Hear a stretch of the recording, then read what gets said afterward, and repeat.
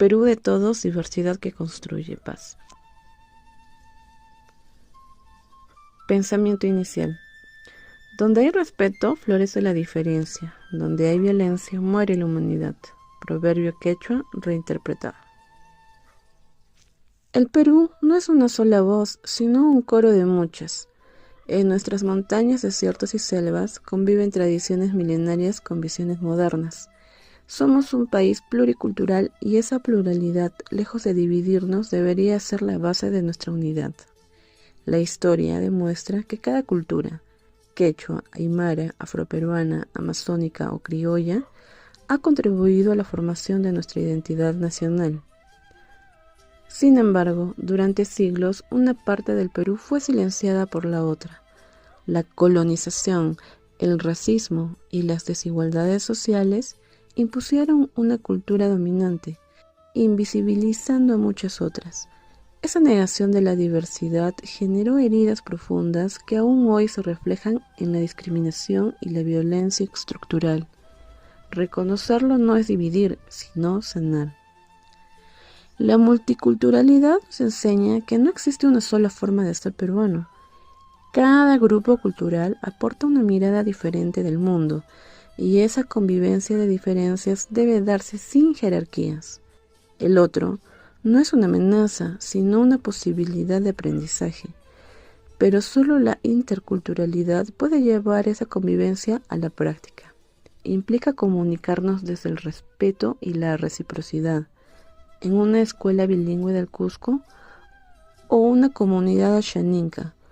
La interculturalidad se vive cuando todos aprenden de todos, cuando la lengua del otro no se considera un obstáculo, sino una riqueza compartida. Así se previene la violencia simbólica, la más sutil y persistente. La violencia no siempre se manifiesta en golpes o gritos, también se esconde en los prejuicios, en la burla, en la indiferencia ante el dolor ajeno.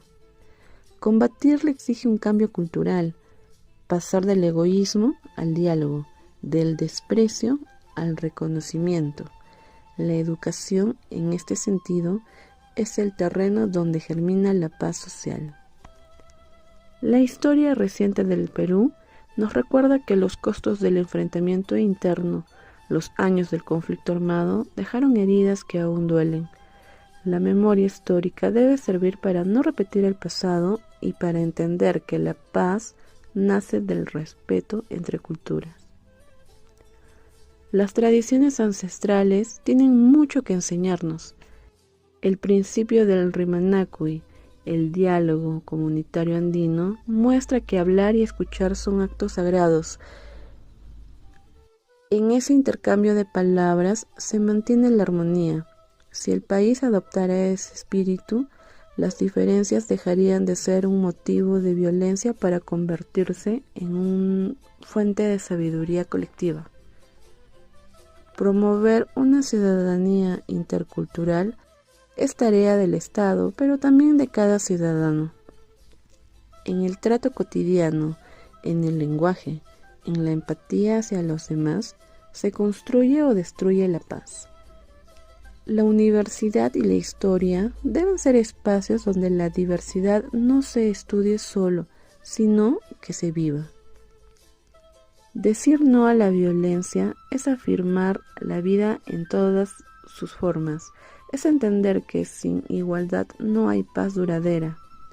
En las calles, en las redes sociales y en las instituciones, el reto es el mismo: construir un país donde la palabra reemplace al golpe y donde la historia de cada pueblo tenga un lugar en la memoria nacional. La juventud peruana tiene un papel decisivo. Son ellos quienes pueden hacer de la diversidad un motor de innovación, no de conflicto. El futuro depende de su capacidad para escuchar, debatir y convivir sin excluir. Un país intercultural es aquel que no teme su propia pluralidad. Pensamiento final. En el 2050, la verdadera independencia será la del espíritu, aquella que nace cuando todas las voces se escuchan sin miedo y la paz se hace costumbre, no excepción.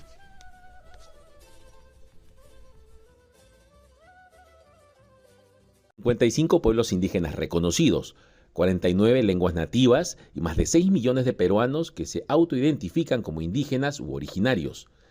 Estos datos convierten al Perú en el segundo país con mayor presencia de identidad indígena en Sudamérica, solo por detrás del Estado plurinacional de Bolivia. El Día Internacional de los Pueblos Indígenas fue instaurado por Naciones Unidas en 1994 y ha cobrado relevancia significativa en un país al que aún le cuesta aceptar su diversidad cultural. Según afirmó la viceministra de Interculturalidad, Rosilda Nunta, el Estado debe difundir y celebrar la diversidad de los peruanos. Es importante para Perú demostrar a la sociedad y a nivel del mundo que el Perú es un país culturalmente diverso y por ende debemos de difundir lo que son sus costumbres, sus creencias en el marco de un Estado intercultural.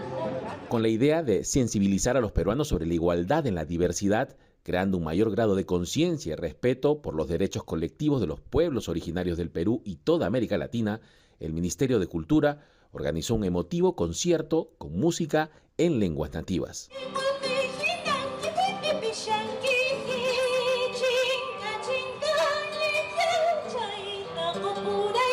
El Ministerio de Cultura, en el marco de su rectoría, viene desarrollando diversas acciones que promueven los derechos colectivos de los pueblos indígenas. Tenemos una estrategia que se llama Perú Intercultural, para construir una ciudadanía intercultural libre de discriminación. En tal sentido, desde el Estado, hay esfuerzos importantes por llevar el enfoque intercultural a la educación y a ciertos servicios estatales.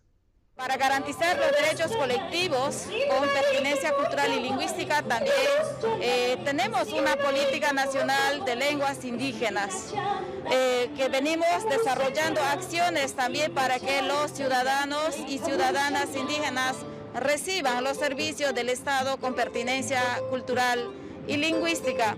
A pesar de que el español es el idioma oficial del Perú, el Estado ha adoptado el compromiso de respetar la diversidad cultural y lingüística del país.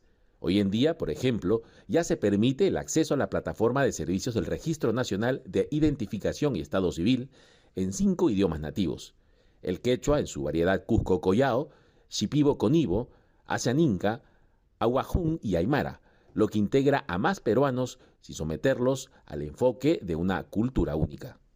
Leonid Llanos Villanueva, CGTN en español, Lima, Perú.